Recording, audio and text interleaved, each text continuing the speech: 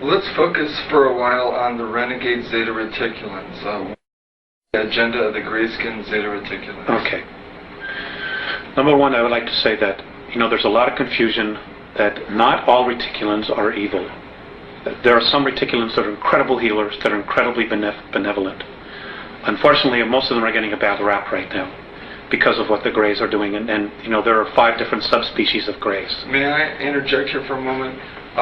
I've heard the phrase long-nosed Grey describing their physical characteristics. Those are not the benevolent reticulans. Okay. The benevolent reticulans look like children. So the non-benevolent ones are the long-nosed Greys? That's correct. That's what I thought. That's correct. Okay. And there's a lot of information that's being. Some people are experiencing real benevolent experiences with them, or they're told that they're experiencing benevolent, when in fact they really haven't. They just maybe haven't been regressed or taken deeply into their subconscious to know what is happening. They're incredible masters of mind manipulation. But anyway, their race is dying. They have been so genetically altered by the Orion group that they cannot reproduce. So they were told by the Orion group to come in here, this is how it's been related to me, to come in here and set the stage to break down the social structures so that when the Orion group and the Draconans come back, there are 2 classes, royalty and workers, which is exactly what they're doing.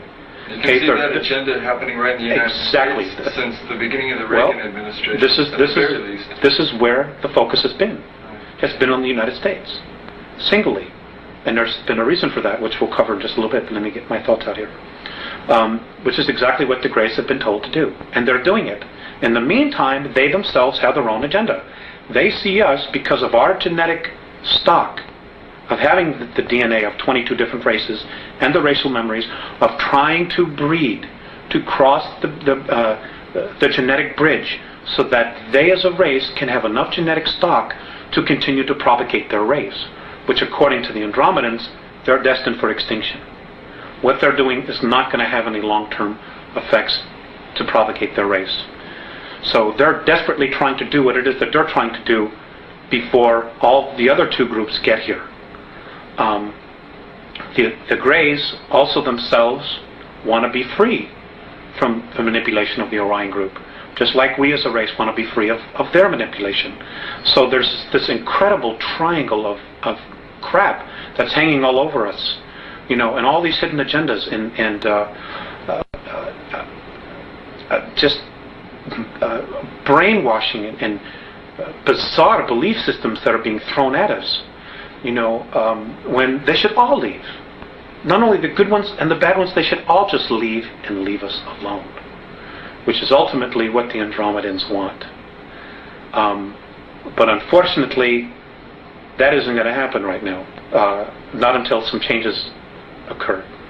We have to begin to raise our consciousness. Right, we need to. Right. And the first thing we need to do is we need to stop warring with each other. We need to come together as a race, and no matter what happens, we need to stop all of the political garbage and say, look, when it comes down to the bottom line, all we have is each other as a race. Period. And this is our planet, this is our home, and there's enough of us that are polluting the planet that we need to stop. Because if we don't stop polluting the planet, Rick, we're not going to have a place to live. Period. Is there an Earth quarantine that the renegade Zeta Reticulans violated? Yes. And what was that quarantine? The quarantine was they were supposed to, well, it's the same quarantine that evolves, that any other evolving planet has. No intervention with an evolving race. But because of our genetic stock, the Greys did it. Now, but they did it in such a way that they didn't totally violate our free will. They dangled a technological carrot to the government, and the government took the bait. They said, sure, for their own reasons, they took the bait, and there was an exchange of technology, and there was a treaty that was signed, and this is a dilemma that the Andromedan Council has. If the United States military had said, go away, the Greys would have had to have left. So was this the Air Force Base situation or the Eisenhower situation where he had representatives? Is this the one that took place in the 50s? Yes. Okay. Yes. All right, and this was with the long-nosed grays then? That's true, and there were two groups there as well. The 7 from Sirius B, who are still here, were also witnesses to this, to add credence to it. Okay.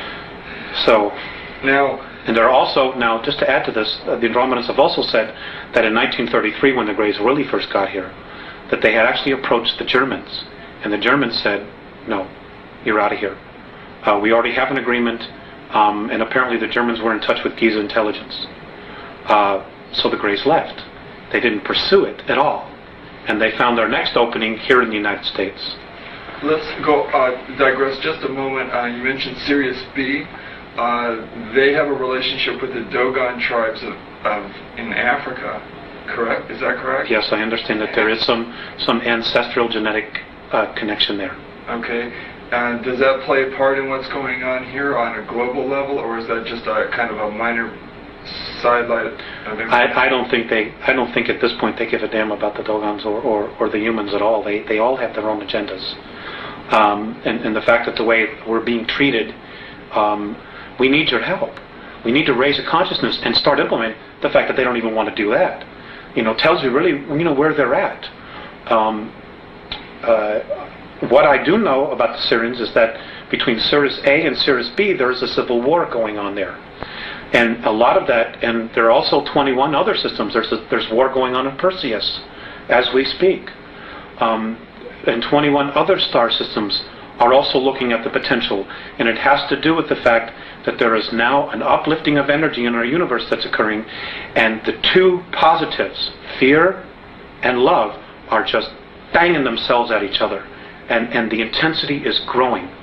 It's growing every single moment. And we're just a microcosm of that. Now, as you're disseminating all this information to us, we should look at all this information in the spirit of love, so we don't feed any energy into the spirit of fear. Love is the answer. That's the bottom line. Love is the answer. Love does conquer all. Love does move mountains. It can make the shifts in consciousness, but it starts, number one, with ourselves. So that's even where it all starts. this is going on around us, we just need to remember to focus on love and love of self and love of earth, love of race. That's right. Okay. That's right. Now, when did the Zeta Reticulans begin to create their genetic atrocities? Where did this take place on Earth, and what have the results been? Well, it's occurring everywhere.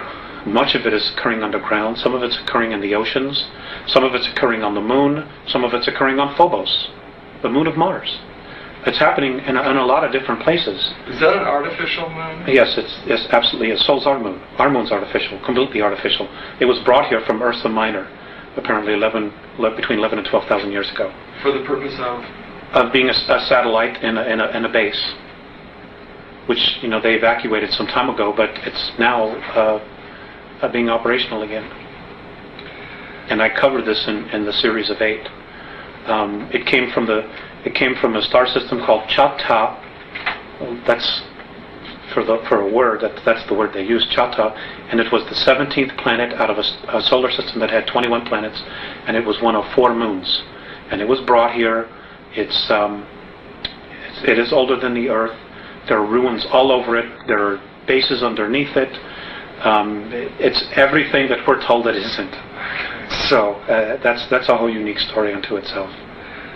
Okay, now, what are the results of these atrocities, these genetic atrocities been, and are we going to begin to see more of them appearing? Well, the Greys are trying to create a sub-race that is a blend between human culture, the human race, and their race. A kind of a hybrid Zeta. Exactly. They're not being very, very successful. And one of the things that they're trying to do is they're really looking for the soul. They don't understand the soul. They don't understand our extremes of emotions as well, because they're very, very different from us. Their experiments haven't been all that successful. There are a lot of emotional problems with that, with their because what really makes a human being is our essence, is the spirit that animates the physical form. Well, there's also another factor, and that is that they actually feed off the energy. They're vampires. The Zeta Reticulan Greys. The Greys, right. They're vampires. Is this where we get our vampire legends? A lot of our vampire legends? I don't know about that. I don't know if that has to do with it. I don't really know. I wouldn't be surprised, to be perfectly honest with you. But they feed off the energy. They can even bottle the energy and use it for later times. They're also stealing the vital bodies of human beings and storing it. So, I mean, they're just doing some really horrific things here that other races just simply wouldn't conceive of doing. Now, are you familiar with Salvador Fresedo? No, never heard of him. Okay, he's a gentleman who proposes, he's a former Jesuit priest who proposes the idea that Colosseum-type sporting events are used to vampire energy off the crowds. I wouldn't at all be surprised. Right. It wouldn't surprise me in the least. He said, like, the sacrifice of human beings in some ancient civilizations here on Earth was a form of belief system that was set up for these beings to vampire energy off of. I wouldn't be surprised at that either. Okay. Now, our wars here, it's the exact same thing. And to all of your viewers, I'm going to give you some homework. It is an absolute must that you go out and get the book, The Gods of Eden by William Bramley. It is an excellent introductory book that will bring you right up to speed with what's going on. It is over 80% accurate with the information in there, and I strongly suggest that people read it. It's excellent. And the 20% that isn't accurate revolves around what type of ideas?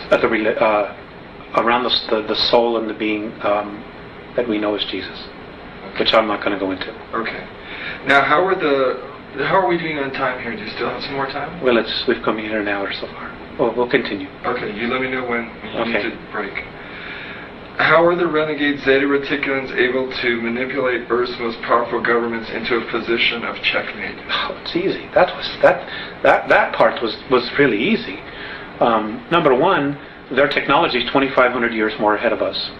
Number two, because of our greed factor, certain groups of power elite are in touch with them on a physical level. Well, many of them are implanted. Many of them are so implanted that they have now become part of the gray group mind.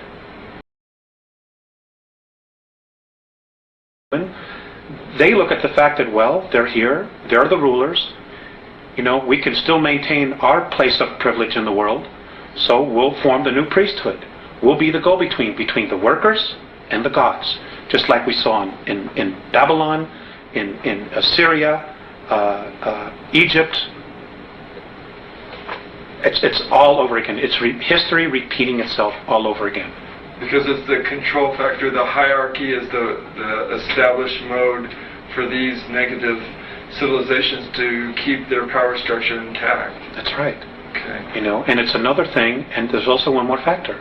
It is about human beings out for power, selling out their own race. The World Club. Just selling out the rest of us, the human race, for their moment in glory, for their privilege to be with the gods, so to speak, who are aliens. That's what it is. To have technology that can take them to the moon, to have the technology that can take them to Mars, that'll give them the technology to do time travel. They totally sold out a race, our history, everything, for their brief moment in the sun. Now, pisses me off. I'm sure when they look back on their lives afterward, I would assume that they would regret their choice. I don't know. I don't know. How will the renegade Zeta Reticulans have to be removed? It's, if we can create, if humanity makes a real commitment to create an environment of unconditional love and simply refuses to hate or to kill each other and destroy our planet, they'll have to leave because they can't deal with the vibration. If we can't, it's going to take outside intervention to get them out of here. Period. Are the renegade Zeta Reticulans going to try to deceive humanity with an elaborate religious event they are staging? The perceived second coming, yes, I have been told to really beware of that they are very capable of playing out the second coming, creating a clone who will look like the image on the Shroud of Turin, which, by the way, was one of their deals. And this soul will have holographic imprints and information regarding all the world's religions. He won't have a soul. And yes, I mean, I believe that renegade Zeta Reticulans were the hope of mankind. We would know a tyranny and an enslavement that is far beyond anything we could even imagine. To put it just quite bluntly, we'll get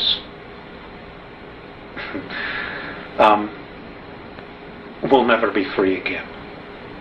We'll never be free again. We will be stuck until we're rescued by an outside force. We ourselves will not be able to break free.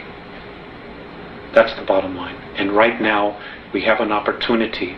There is a window of time for us to break free, to do it ourselves, to really make this incredible leap ourselves, so that we can have the benefit of taking responsibility for it. Now, in that passion that you talk with right there, that passion that we have, if we want to break free, should be manifested into the spirit of love.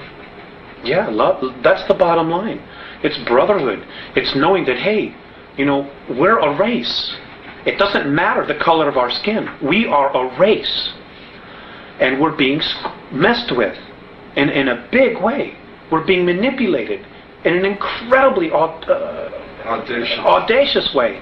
They're just mocking how stupid we are when we're really not stupid. But nobody will tell the truth. Nobody will come out and say, hey, none of this is right. We were never meant to live this way. And they have no right to come down here and mess with us the way they've done that. And the real strength in us, in our own permanent evolvement as a race, will come from us standing up, taking a stand and saying, you know what? No way. We're not going to do this. We're not going to destroy ourselves for your enjoyment so you can feed off of us. You have no right to us. That's clean, that's free, where they can have water to drink, where they can go out and eat fruit, where they can play in the dirt without getting radioactively toxic. All of this stuff that we're doing to ourselves. So the people... So that we're so busy looking at each other and so neurotic about each other that we're not looking at the real reality here, the real cause, which is another race or races that are here who are totally playing games with us, feeding off our energy and hoping that we destroy ourselves so that they can keep the planet and themselves. Really, let's say who it is again. It's the Orion group. It's the Orion group. It's a group that is on its way here now from Alpha Draconis. They're the real culprits behind this whole deal. Alpha Draconis or Orion, or both those two? Alpha Draconis, they're the real culprits behind this whole thing. Above the Orion group? Yes. Okay. Yes. So then there's Orion, the Orion group, then you've got the Greys. And where did the Giza intelligence fit in here? They were just a group. They were totally independent. They came in and did their own thing. They were perceived as gods, and they played the role out. And they got stuck in it. They got stuck in the ego part of it. We're gods. We can do this. We have all this technology. And they just played it out for all that it was worth. Okay. But to be honest with you, at this point, they're not really much of a factor anymore. Giza intelligence. They're not much of a factor at all anymore. What should a human being do if they encounter a renegade Zeta Reticulan? What would your advice be? Stand in their truth. If you can't run, stand in your truth and just look at them. If they try to project their thoughts into your head, you just stand firm with who you are and you say, no, you are not coming into my head. You are not taking me over, and you are not going to violate my free will. I don't give a damn who you are. Leave me alone. Period. Because if it's a benevolent, they will not try to do it. They will not try to take you over. They will not try to put crap into your head so they can feed off of your fear. Period.